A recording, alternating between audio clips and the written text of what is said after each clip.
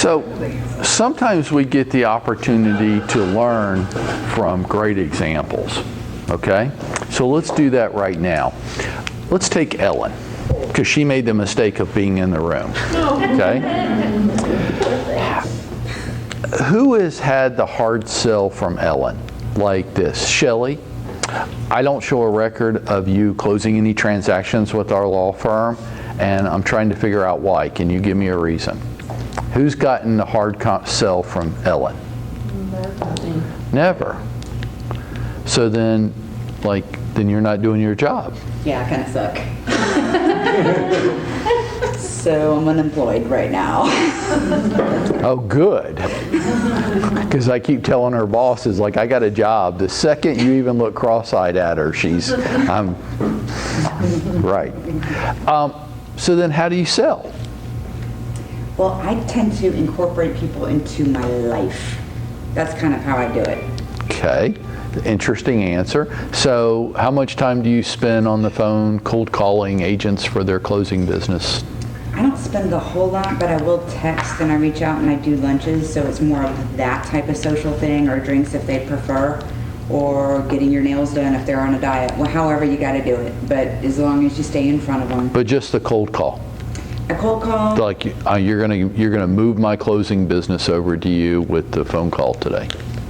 I do that. You do? How do you do that? What do you say? What would you say to me? Well, there's generally something else that happened before that. Like I've dropped off a flyer or something like that, and I just want to call and follow up. I just, drop this. You just don't call me out of the blue? Like I've never met you or had any interaction with you before, you just call me?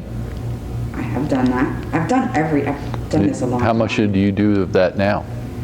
Less and less, because I get in front of the folks. I like face-to-face. One-on-one is kind of my See, thing. prospecting's just cold calling people. It's not the way you sell. Mm-mm. No. You build relationships? I do. Right. You build relationships by sending them out a newsletter once a month? No. You don't? No. Well, then what do you do? Well, I have a little database, and if we're having a CE class, maybe I'll run that, or just get in front of them. I'd like to be in front of people. Well, what's that mean? Like getting in front of me, like I bump into you in the hallway, or how do you get in front of me? We would meet for lunch or something like that. Or we're going to a networking event together, I would invite you there, or we would do a CE class for your office, things like that. So somebody like Mike Ferry would do what right now? Floor. Well, that's a waste of time. Actually, it's not, and let me tell you how much revenue it generates. Right. See, thank you. I appreciate it. There's a whole bunch of different ways to sell. There's not one way. What I heard Ellen say is that the way she sells to you is try to relationship. Okay, so it's a little relationship selling. It's also adding value. Okay, what can I do to help you? But I'd probably have to get to know you before I wouldn't be able to know what would be of help to you. Make sense? Okay. Blank solves every problem you have. What's blank? Prospecting. No. Marketing. Yeah, money. No. More business. More business. Okay. So it's pretty close. Off an adjective. Great prospecting. Oh, I thought it was marketing. Yeah. Okay. Right. So the reason we started going to this is because when you say prospecting, if you said prospecting to Ellen, she would go, well, no, I'm not getting on the phone and cold calling people today. No, it's marketing. Prospecting isn't just cold calling. It's all kinds of different things. It's building your credibility with a specific group of people. Okay? So this morning I sent, and this is a buyer huddle. I'm going to show you how this tags back into buyers, because when we think of marketing or prospecting, we think mostly of listings. Is that fair? It's not. And those of you that aren't pursuing the listing side of the business because you don't like that part, yeah, that's going to hurt you on the buyer side too. Okay? But this morning I saw an ad on Facebook and I sent it to Zoe. Zoe, do you remember what it was? Did you look at it already? I did briefly. What was it? It was trying to sell men specifically like a workout or nutrition program. It was actually even a little bit more specific than that. What kind of men? I don't remember. Old men. Old men. Over 40. Okay? What it was a video ad from a fitness guy targeted towards me, men over 40, and their point was, do you struggle with losing weight and building muscle? My contention is that some of the things you're doing which you think are good for you are actually adding to your problem. The reason I sent it to Zoe is I want to show that at a future Connect session on Wednesday because it's an example of niche marketing. Who is he going after? People that want to get in better shape and lose weight? No. Men that want to get in better shape and lose weight? No. Over 40 men that want to get in better shape. And his message is, you have entirely different issues than Steve has. And that's actually true. Steve, how old are you? 26. Okay, enjoy it. Okay? Because I see the stuff you bring in here to eat, and only 26-year-olds get away with eating that crap. If Greg and I tried to eat that crap, we would. It would just stick, right? At 26, you can eat almost anything you want and almost as much of it as you want. Why? Because it doesn't stick. Why? Right. And your testosterone levels are very high. And Greg, bad news for us, ours are not high anymore and they're going down. It ain't getting better every day. Right. Right. You got about 5 to 10 more years of do whatever the hell you want to do and it almost won't make a difference. Is that fair? Yeah. Yeah. You can't take any credit for it. So this message was real niche-y, right? It was targeted to Greg and I, not to Steve. They don't even want to talk to Steve. Well, wouldn't they want to help anybody that wanted? No, they don't want to help. They probably do, but they realize that that's such a broad message it won't make it an appeal to anybody. Look at the appeal it made to me. I don't watch ads on Facebook. I don't. I stopped and watched this one. Why?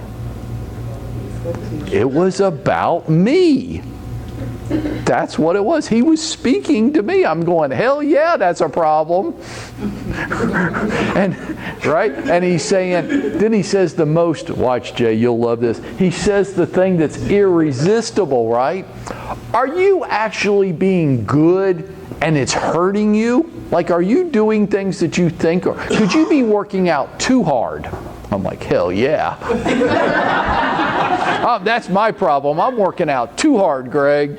My exercise is too intense. That's why I'm not losing weight. My body went into defense mode and is preventing me from losing weight because it thinks I'm starving myself. I'm starving myself. Have some Reese's.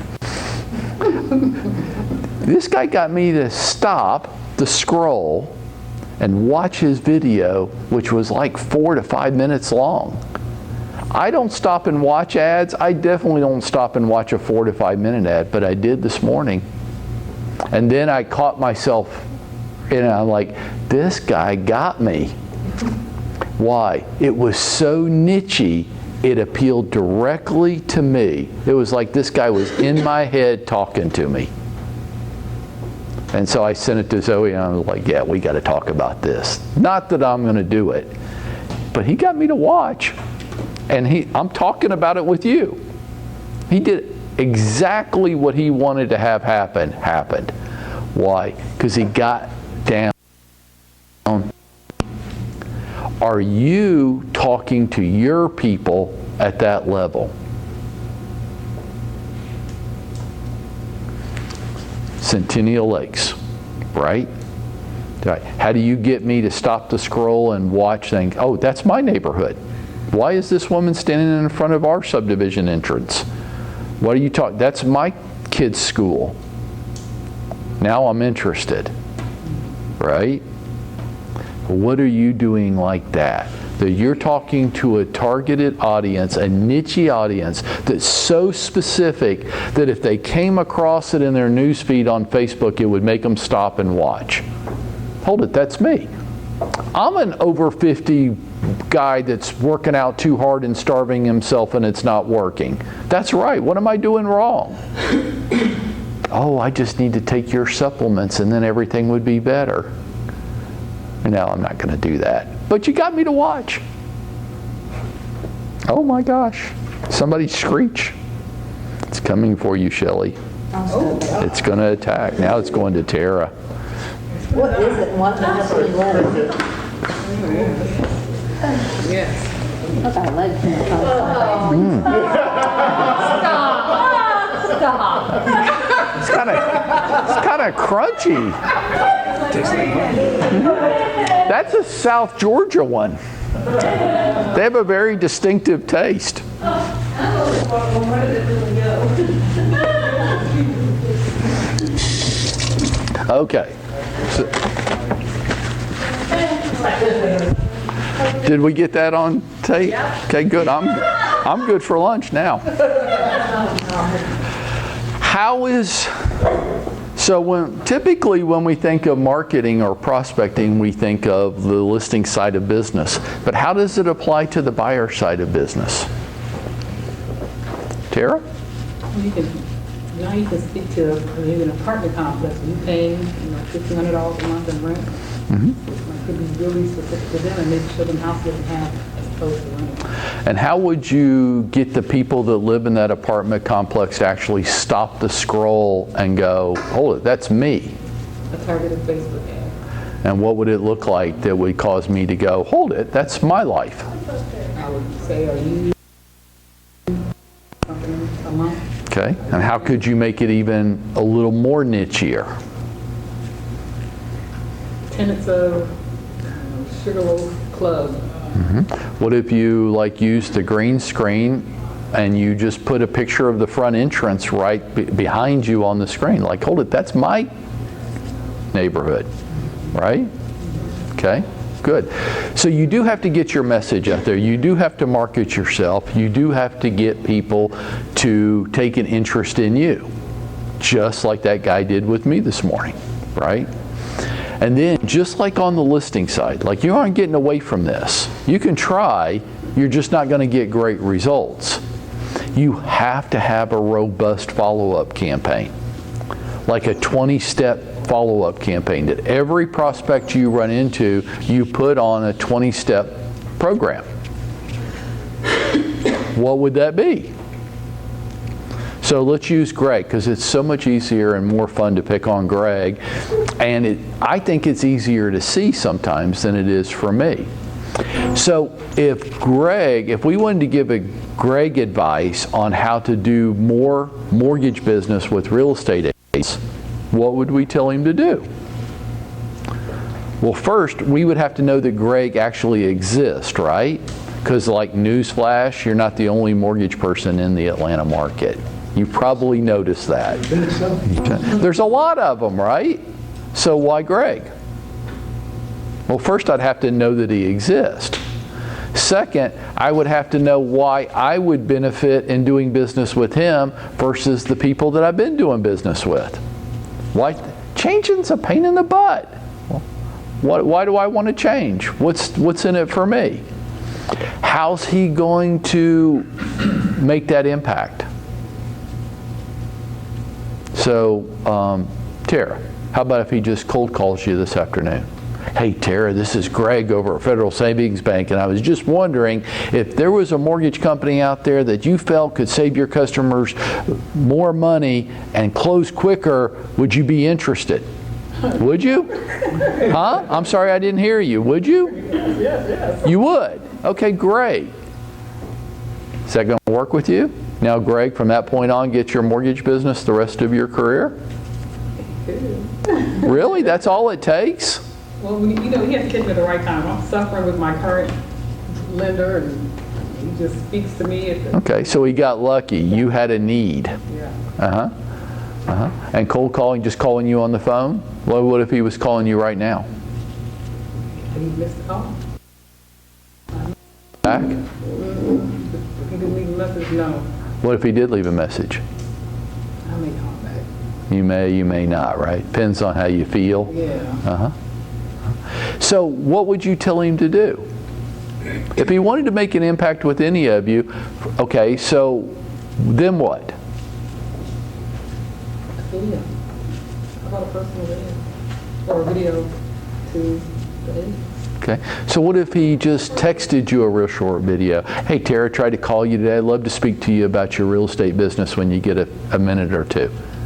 Would you call him? Yeah, I mean, I hadn't. Would everybody call him if he did that? No. Some response. No, you might not.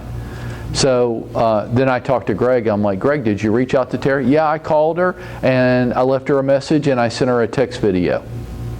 But, you know, she's not a very good prospect, Mike. She must not have any sales. I'm like, really? Why? Well, she never got back to me. So, bad lead. Well, you need to keep reaching out until she has a need, and she will only reach out to me when she has a need. Just want you, as we go through this, I just wanted you to kind of check and see at what point in the process you would have stopped already. Okay? So Greg calls you, you don't answer because you're in a meeting. Is it that you didn't want to talk to him? No, you're busy. You got stuff going on.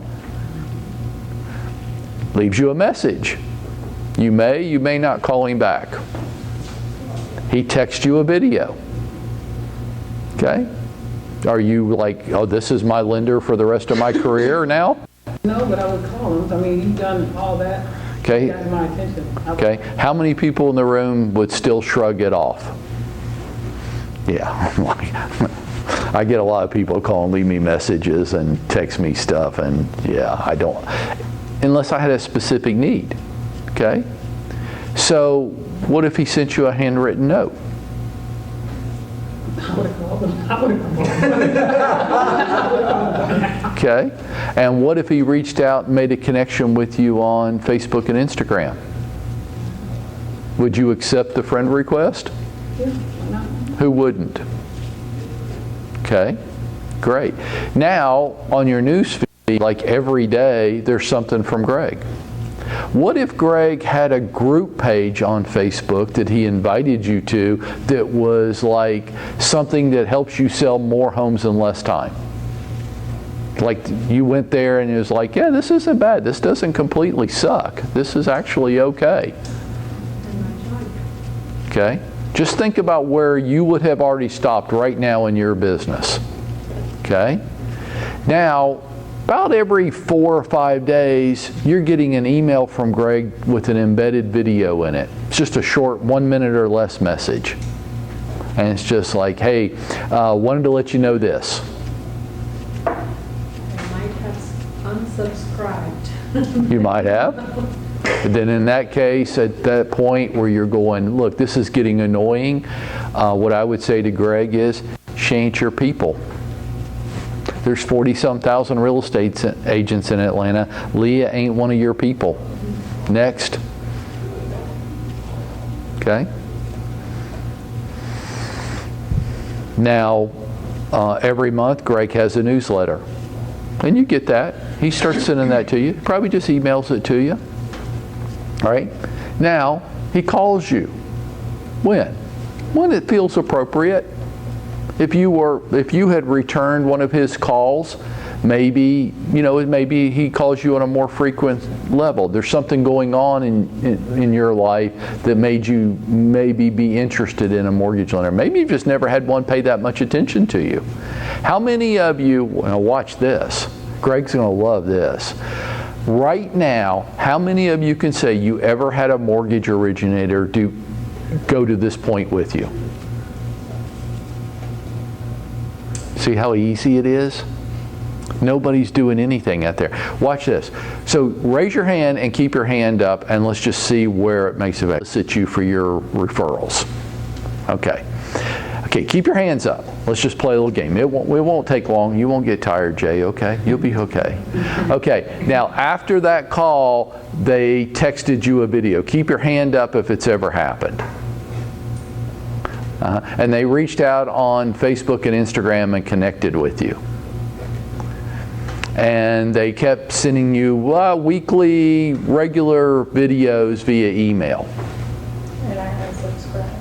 And you unsubscribed, okay, that's fine. And then they follow-up calls.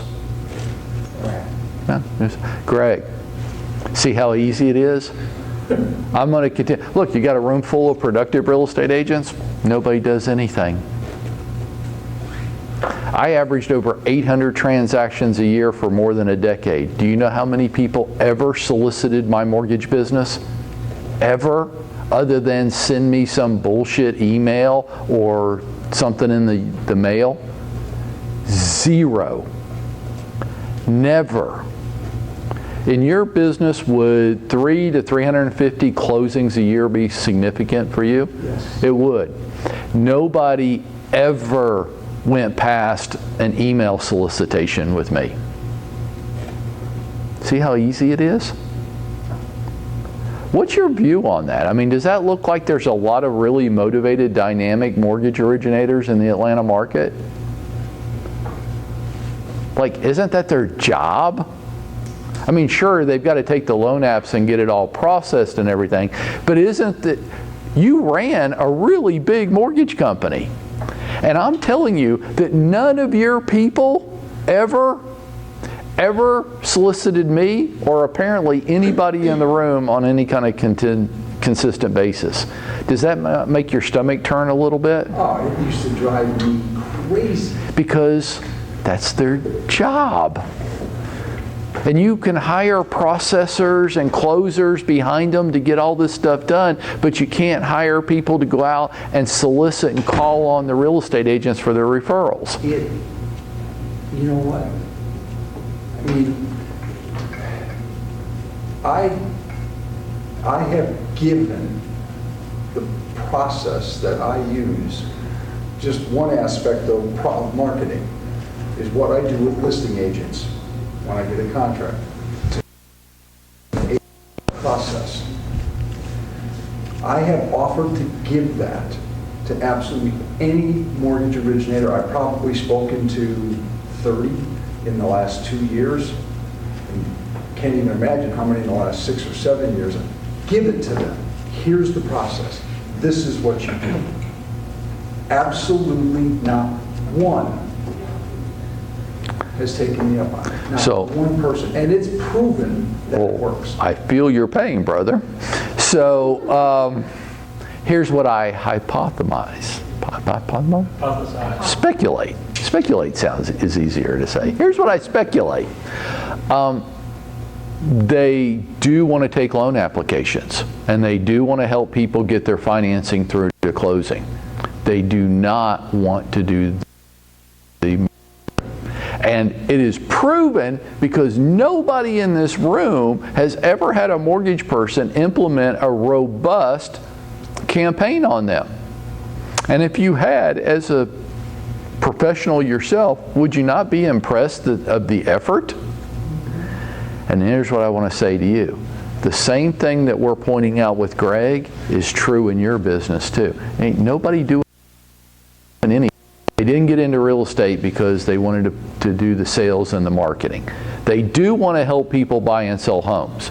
They do not want to get the word out that they're the right person for people to buy and sell homes with. Just like with Greg, look at this. In my business and in yours, nobody is calling on us. Interesting. All I have to do is tell Zoe and Dwayne, nobody's allowed to come in here and solicit. Our office is not a flea market for other people's business. Every once in a while, maybe once a month, a mortgage or a home warranty person or a closing attorney, their little rep will walk in the door with a handful of flyers and go, "Can I put these flyers out in your office?" And so he goes, "No, you can't." How often do they ever come back? I don't think ever. Ever. One time, a 25-year-old said, "No, you can't do that," and they run out of here with their tail tucked between their legs and never come back again. You know what I'd do? I'd come back the next day. I'd come back every day. Why not? I would personally appreciate it. I would, if Zoe walked back to my office and go, "This mortgage person has been here every day for the past month," I would go, "Really, I want to meet that person." I would just be so impressed with the effort. That's all you have to do. Folks, just like it sounds like Greg, your business sounds like the easiest business I've come across. Nobody's doing anything. How any originator doesn't have more business right now than they can possibly process is beyond me. Well, because nobody knows about them. That's why. Why? Well, they don't want to do this. Somebody might be mean to me. Oh my God. Get out. Save yourself the heartbreak. Just get out now. But if you were to do that, if you were to implement a robust campaign, like we just talked about, you would be the only one. And I can prove it to you as we stop. Shelley, how many homes in your neighborhood? Over 900. Over 900. So statistically, that means you ought to have somewhere between like 50 and 70 sales a year. Is that roughly? In my neighborhood? Uh-huh. 10 total last year. 10 total, so it must be younger homes. When were they built? 2007 through last year. Yeah, okay. So, bad example. They're not ready to start turning over yet. I don't think she understood the question. She didn't understand the question, probably. He's talking How many about houses sell a sold, not year. you sold? Yeah. Sold. Oh, no, total sales in the neighborhood. Around 10%. Yeah, 50 to 70. Right. Okay, so like in recent memory, what was the last real estate agent that impressed you that wanted to work Centennial Lakes? In recent memory? Uh-huh. Like who's? Shay. Okay. Other than you and Shay, who's working your neighborhood where you go, "Oh, damn, I got some competition here"? Nobody. Nobody's doing, because you would get the stuff, right? Right. Great. You live in a really big neighborhood. Nice homes. Like if you're a real estate agent and you're working Greg's neighborhood and you're making an impact, you're doing pretty good. How many real estate agents do you see that you go, "Wow, this is a great marketing campaign. This agent knows what they're doing"? No one that I would say is doing a great marketing campaign, but one person that does stand out. One. There's only one person that he would say, and he's been in mortgage and real estate for 30 plus years. One person. How many homes in your neighborhood? 650. 650 nicely priced homes, attractive neighborhood, and he can say, there's one real estate agent that I would say stands out a little bit. Guys, what the hell's going on? What is going on? Why? He ought to be saying, "Oh, there's like a dozen that are just pounding it," right? For 50 to 70 transactions in your neighborhood, you ought to be saying, "No, I got some stiff competition. They're working." No, nobody. Does anybody have any agent in your neighborhood that you go, "No, this person's actually pretty damn good"?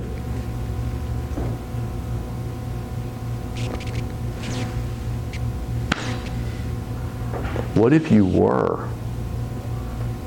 What if you were? See how it'd be just like Greg. It'd just be so easy. Why? You'd be the only one making any effort at all. Everybody else is just going, "If you call me, I'll be glad to help you." I know. That's how our business is so easy. I know it seems really hard, and it's because we're hoping to bump into people that want to buy or sell a home. That strategy sucks. It's actually stupid. You go bump into them. Don't wait for them to bump into you. Put yourself right in the middle. In my business in the last few years, you can ask Dwayne, I had a mantra. It's okay to say, Mike, see, I'm not cussing anymore. We think you're a jerk. We don't want to work with you. I'm like, that's fine. You might actually be right. Mike, we didn't know you even existed. No, that's unacceptable. That is unacceptable. That is my job. You are going to know I exist, and you are going to make a decision. You can decide you don't want to work with me. That's okay. But to say you didn't know I existed, that's unacceptable. And that's what I would get really worked up about. Force people to make a decision about you. And some aren't going to like you. Nobody likes everybody. Some people, Lee ain't your peeps. There's only 39,999 left, okay? You'll get over it.